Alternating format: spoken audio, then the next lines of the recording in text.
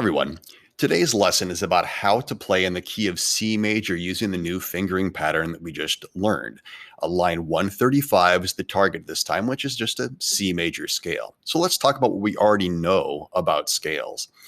We already know how to play two scales, a D major scale and a G major scale.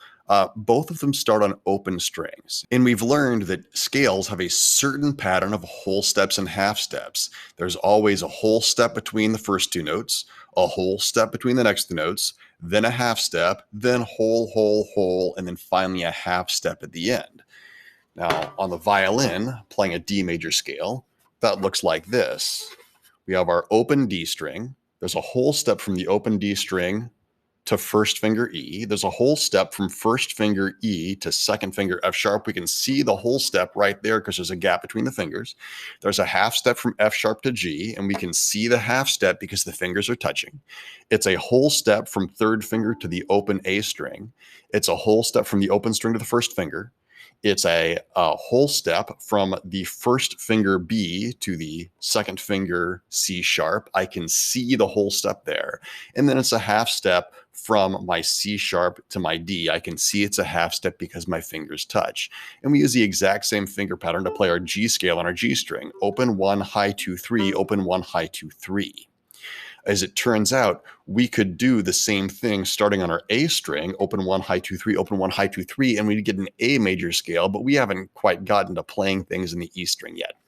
The same thing is true on the cello, but the fingers are a little bit different. On D, open string to first finger is a whole step. First finger E to third finger F sharp is a whole step. I know it's a whole step because I skipped a finger, went from 1 to 3. From F sharp to G, third finger to fourth finger is a half step. I know it's a half step because I'm using neighboring fingers. From fourth finger G to open A is a whole step. From the open string to my pointer finger, from A to B is a whole step. From B to C sharp is a whole step. I know it's a whole step because I skip a finger. And then from C sharp to D is a half step. I can see it's a half step because I've used two neighboring fingers. Using the same fingering pattern starting on the C string, 01, 3, 4, 01, 3, 4, would get us a C major scale. But again, we don't know how to play that scale yet because we don't know how to play on the C string just yet.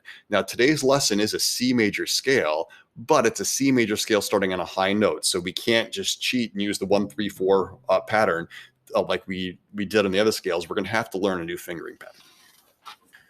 So up till now, we've been using the 2-3 pattern on the chin instruments. And we call it the 2-3 pattern because these fingers, the second and third finger, are neighbors.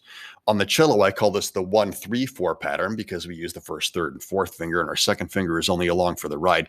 In some books, you'll see this pattern, 1-3-4, referred to as pattern 1.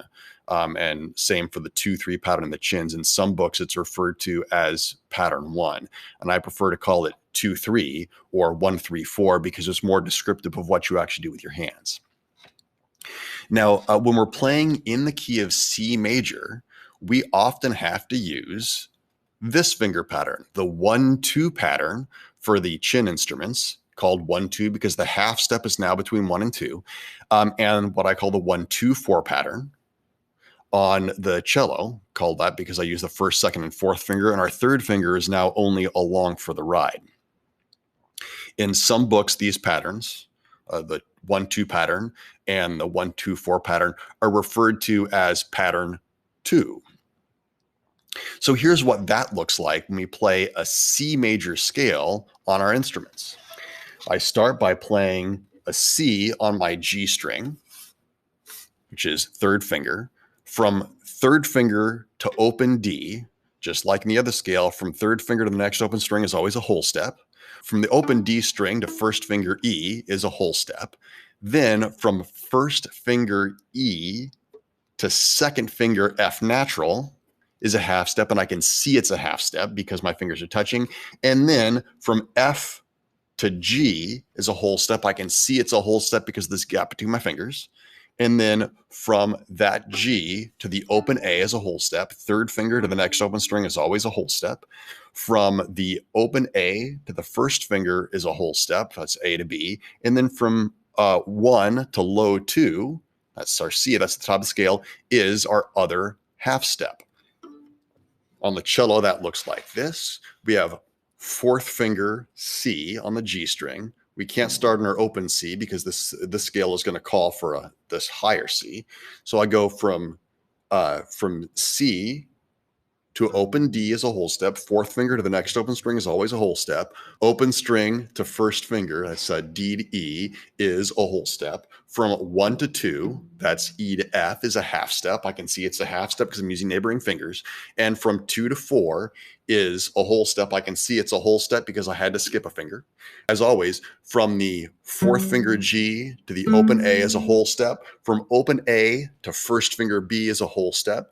And then from that first finger to second finger, B to C, is a half step. And I know it's a half step because I'm using neighboring fingers.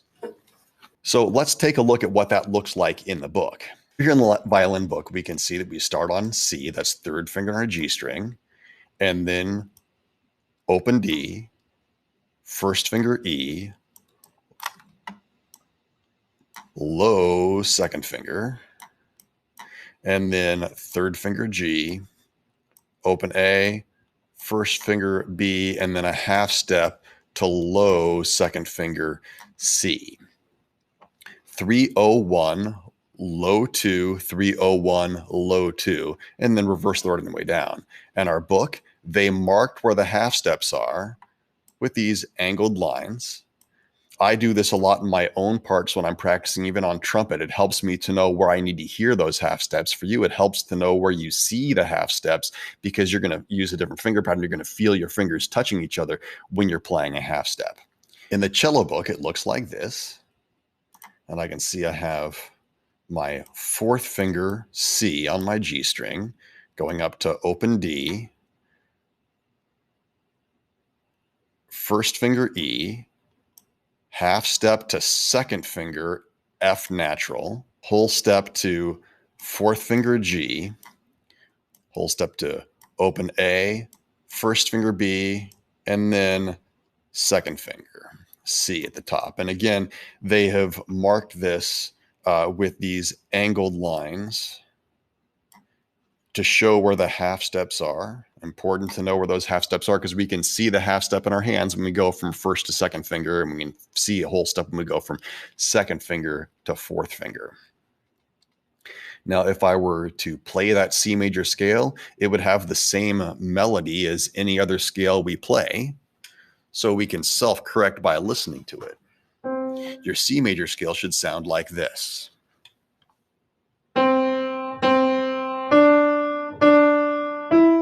Half step.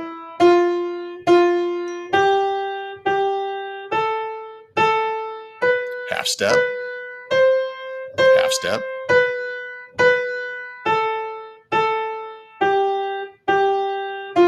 Half step.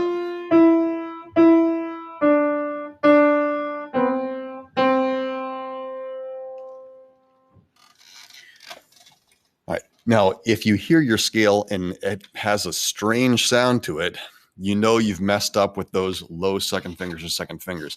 Listen to this scale. This is not a C scale.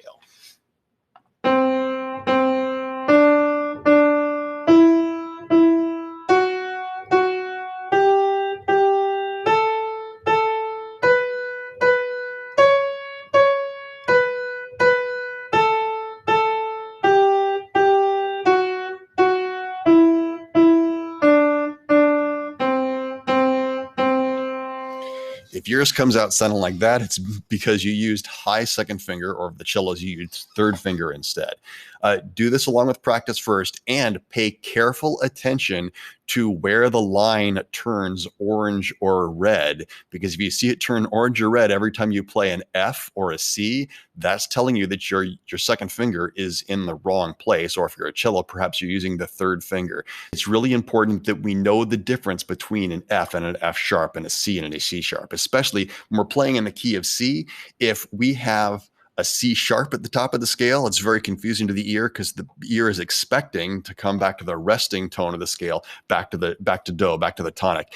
And this whole step, half step pattern is pretty ingrained in all of our ears because we've heard things played in major keys so many times. It should set off alarm bells when you hear something that has those half steps in the wrong place.